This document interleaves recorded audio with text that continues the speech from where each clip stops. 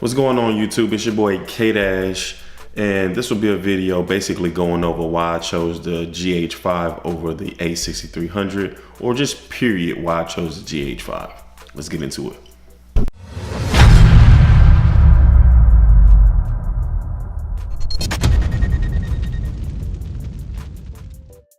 So the reason that I personally chose the GH5, I needed to upgrade the camera. I came from a 70D, a Canon, so I'm from that Canon family, and this is my first Panasonic, my first Lumix. So I wanted something that was going to do everything that I needed it to do, meaning I needed it to be able to shoot 4K in 1080p. I'm sorry, shoot 4K 24 frames per second, and also shoot slow motion in 4K. I bought the GH5 and the A6300 Sony at the same time, so that way I can have both. I had a client that was flying me out to Colombia to shoot a documentary, and I wanted to make sure that I had something that was 4K quality. So I didn't want to take my Canon 70D. Before I went to Colombia, I pretty much made a decision that I did not need the A6300, that I can just take the GH5 and accomplish what I needed.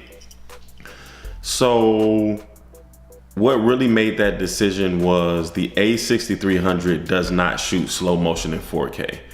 I believe the A6500 does. However, at that time, I didn't want to spend another $2 grand or $2,500 because I had just bought the GH5 for pretty much that amount.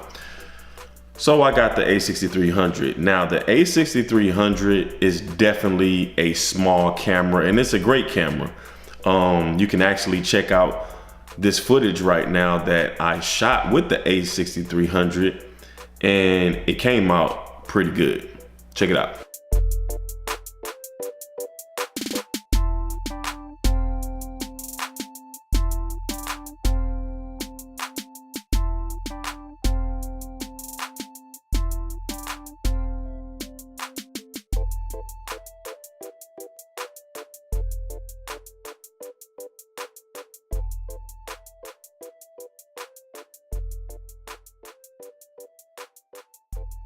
So moving over to the GH5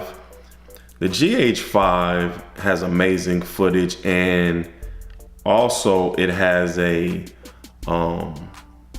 in-body stabilization that the A6300 does not have, which means that when you're filming something in 60 frames per second or slow motion, if you move a lot, it doesn't look as smooth.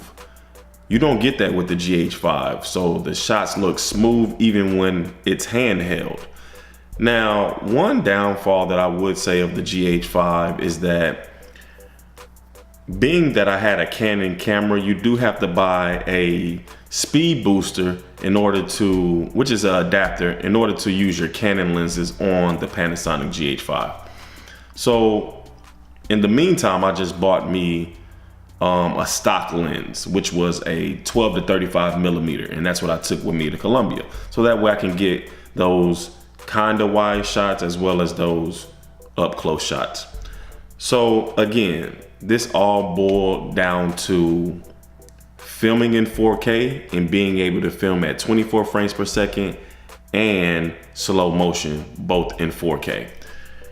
In addition, the GH5 has variable frame rates, so that way you can, most cameras will say 24 frames per second, 30 frames per second, 60 frames per second, and a lot of them stop at 60 frames per second. However, this GH5, you get way more frame rates than just that. You can go in between frame rates, such as 72 frames per second or 83 frames per second, up to, I want to say, either 120 or 180. So 180, that's like super slow motion.